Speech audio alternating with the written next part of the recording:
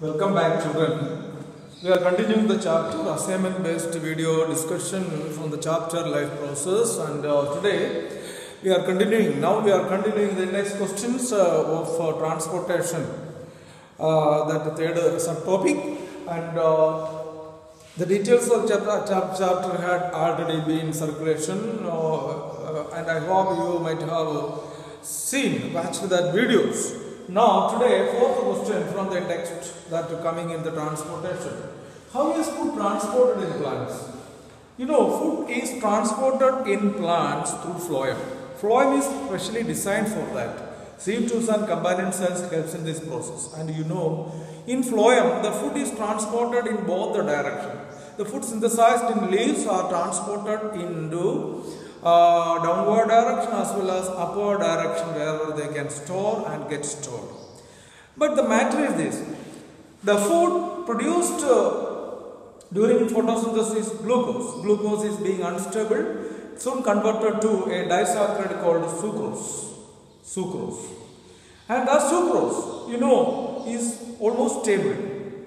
The sucrose forcefully, by using ATP energy, by active transportation, the glucose produced in the leaves is transported to the xylem cells by using active transportation, thereby increasing the osmotic pressure inside the phloem. Right? So the glucose synthesized in the leaves soon converted to sucrose. Sucrose now is absorbed actively by using ATP energy into the phloem. So inside the phloem, due to the accumulation of sucrose is a solute. Accumulation of solute in a cell increases what? The osmotic pressure. It absorbs water. So when there is more osmotic pressure, absorb water, and it became a solution form. Having high pressure in that region, the food in the form of dissolved form of sucrose is transported through the phloem to the region where there is low pressure. So this food, dissolved sucrose from high pressure area, moved to the low pressure area for the storage. That's how the food is transported. Describe the structure and functioning of the nephrons in human. We have already discussed that in detail, and the diagram has already been in circulation. Okay, anyhow, I'm going to roughly draw the diagram again. And you know, you can see the nephron has mainly nephrons. What are nephrons? Nephrons are highly coiled tube-like structure, which are the filtering units of the kidney. Filtering units. They filter the blood in the kidney. Okay, nephrons or renal tubules. A nephron has mainly 5 parts. The cup-like structure called the Bowman's capsule. Okay, this is the Bowman's capsule. And into this Bowman's capsule, a branch of the renal artery comes and becomes a tuft of capillaries called glomerulus. Glomerulus again come out. Of the nephron. The Bowman's capsule and make high coiling around the nephron. And this branch of the renal artery, that is called the efferent arteriole, and that combine together and form the veins. Okay, you got it. So the Bowman's capsule filter the blood. When the blood flows through the glomerulus inside the Bowman's capsule, the blood is filtered. That filtrate comes through the nephron tubules. And the nephron tubules have 3 important regions: the proximal convoluted tubule (PCT), Henle's loop, and distal convoluted tubule, and finally it opens into collecting duct. The filtrate now pass through the what we call the proximal convoluted tubule. When the food filtrate pass through the proximal convoluted tubule, the glucose, amino acids, water, and many useful substances are being reabsorbed into the blood of these capillaries. And some unwanted materials will be added to the proximal convoluted tubule. And again this filtrate comes down through the Henle's loop. When it comes down through the Henle's loop, most of the water is absorbed.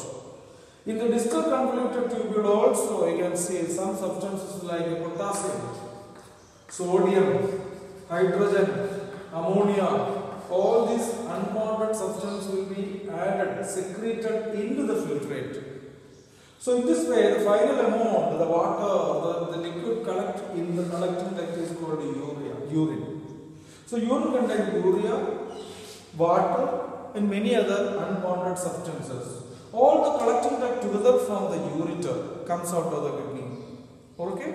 And the ureter opens to the urinary bladder and urinary bladder opens out through the urethra. This is the general discussion, general awareness about this nephron. Okay, now the sixth question. What are the ways by which plants get rid of waste? You know, plants get rid of waste in many ways. The old parts of the plants, for example, plants contain, most of the parts of the plants are dead parts. So the dead parts, you know, get detached from the plant and the dead materials are being excreted in this way. Vacuoles inside the cells store the waste materials. Vacuoles inside the vacuoles containing this waste material will be stored, and along with the leaves it will fall off. When the leaves fall off, the waste materials also get detached from the plant. Then during transpiration, the excess water, carbon dioxide is excreted. Plants also produces excretory materials like gum, tannin, resins and many other types of waste material, excretory material, which are also removed occasionally. Then there are many plants which remove salt.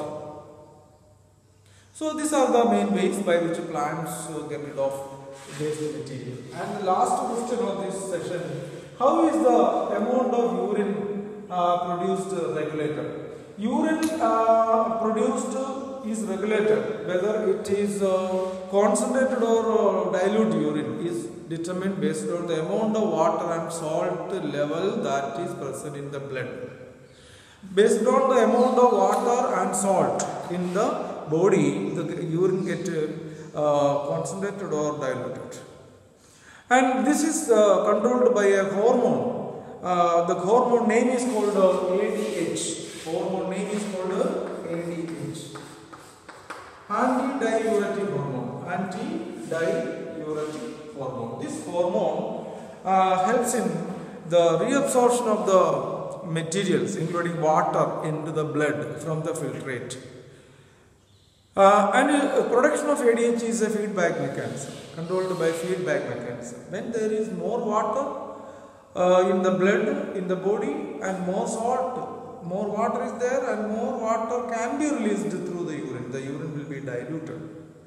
It is due to the function of ADH. ADH helps in the reabsorption. ADH helps in the reabsorption of the material. So ADH plays a very important role in controlling the regulation of the urine formation. Okay, right. Thank you very much.